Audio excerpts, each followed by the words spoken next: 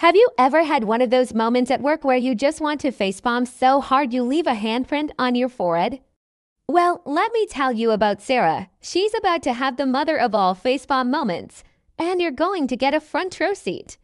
Picture this, a quiet office, the kind of quiet where you can hear the hum of the computers and the faint ticking of a clock on the wall. It's late afternoon, that time when the day starts to drag, and your brain is basically running on fumes. Sarah is at her desk, trying to look busy. But right next to her, and I mean literally elbow to elbow, is her boss, Mr. Henderson. He's peering over her shoulder, supervising her work on a report. Mr. Henderson isn't exactly the boss of the year. He's the king of micromanagement, a master of pointing out the obvious, and has a unique talent for making simple tasks incredibly complicated. He's leaning in so close Sarah can practically smell what he had for lunch, which, by the way, was tuna again. So there's Sarah trying to focus on a spreadsheet while Mr. Henderson breathes down her neck, offering helpful suggestions like, "Make sure you double-check those numbers, Sarah," as if she were planning to just make them up. The tension is so thick you could cut it with a plastic spork. Sarah is just praying for some kind of distraction, anything to get him to back away. And then, as if on cue, her phone rings. It's her best friend, Chloe, a lifeline. "Oh, excuse me, Mr. Henderson," Sarah says, trying to sound professional. "I have to take this. It's important." She picks up the phone, a wave of relief washing over her. Finally, a break. She turns her body away slightly, creating the illusion of privacy, even though her boss is still practically sitting in her lap. "Hey, Chloe," she whispers, trying to keep her voice down. But Chloe is already launched into a rant of her own about her terrible day, and it's infectious. Hearing her friend complain opens the floodgates for Sarah. All the frustration she's been bottling up all day, all week, maybe all year, comes bubbling to the surface. She forgets about whispering. She forgets about the illusion of privacy.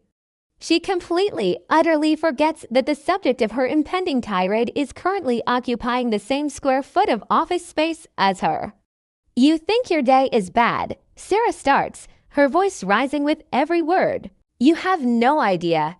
I'm sitting here next to a human roadblock. A master of inefficiency. Honestly, Chloe, I don't know how he even ties his own shoes in the morning without a three-point plan and a committee meeting." She lets out a humorless laugh. "He's been helping me with this report for an hour." His help consists of pointing at the screen and saying, "That's a number." "No kidding, Sherlock. I'm working with a spreadsheet, not a picture book." She's on a roll now. The words are just tumbling out. A beautiful, catastrophic waterfall of career-ending honesty. And the ideas, oh, the ideas. This morning, he suggested we motivate the team by implementing Fun Sock Fridays. Fun socks. As if a pair of brightly colored socks is going to make us forget that our project deadlines are impossible and the coffee machine sounds like it's about to achieve liftoff. I swear a potted plant would have better leadership skills.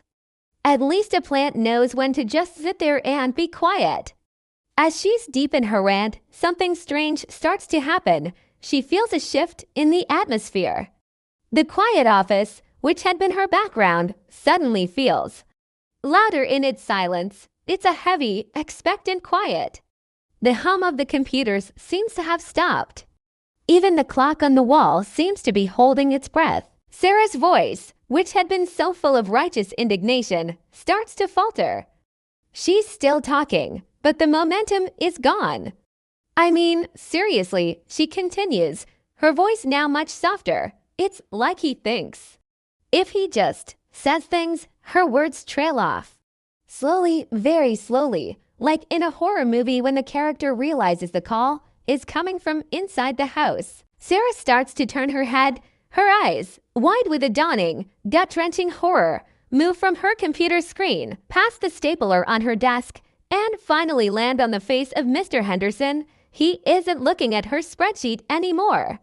He's looking directly at her. His tuna-scented breath has ceased.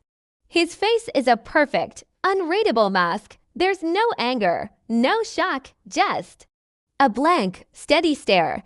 His eyes are locked onto hers. And in that moment, Sarah realizes he heard every single word. The part about the roadblock, the part about Sherlock, the part about the potted plant. Oh God, the potted plant. Time seems to stretch into an eternity. A second feels like a minute feels like a lifetime. The only sound in the universe is the frantic pounding of Sarah's own heart. She and Mr. Henderson are locked in a silent duel of awkwardness. His stare is unwavering. Her face is frozen in a rictus of pure terror. On the other end of the phone, Chloe is still talking, oblivious. Sarah, are you there? Did he really say Fun Sock Friday? Her voice is a distant echo from a world where Sarah still had a job. Sarah needs to do something, say something. Anything to break this agonizing spell. Her brain, which had just been firing on all cylinders with creative insults, is now completely empty. Panic takes over, and in a moment of sheer, unadulterated desperation, she does the only thing she can think of. She forces a laugh. It's a terrible, high-pitched, squeaky sound, like a balloon animal being tortured. Ha ha ha, can you believe it, Mr. Henderson? She squeaks, her voice cracking. These prank callers, so silly. She waves her phone around vaguely. They just come up with the wildest stories. A boss who suggests Fun Sock Fridays. Who would even think of something so creative? Ha! She's still looking at him, a desperate, pleading smile plastered on her face. Her eyes are screaming, please believe me. Please have had a sudden, temporary loss of hearing for the last 2 minutes. Mr. Henderson doesn't blink. He doesn't smile. He doesn't say a word. He just continues to stare. The blankness of his expression is somehow more terrifying than anger. It's a void, a calm, quiet, job-terminating void. Sarah's fake laughter dies in her throat. The smile slides off her face. The silence returns, heavier and more suffocating than before. And in that silence, Sarah finally understands the true meaning of the phrase, I think I'm going to be sick. The story of what happened next is a legend whispered around the water cooler to this day. What's the worst workplace mistake you've ever made or witnessed? Let me know in the comments below. Let's share the cringe. And if you enjoyed watching Sarah's career go up in flames, make sure to hit that like button and subscribe for more stories. Thanks for watching, and I'll see you in the next one.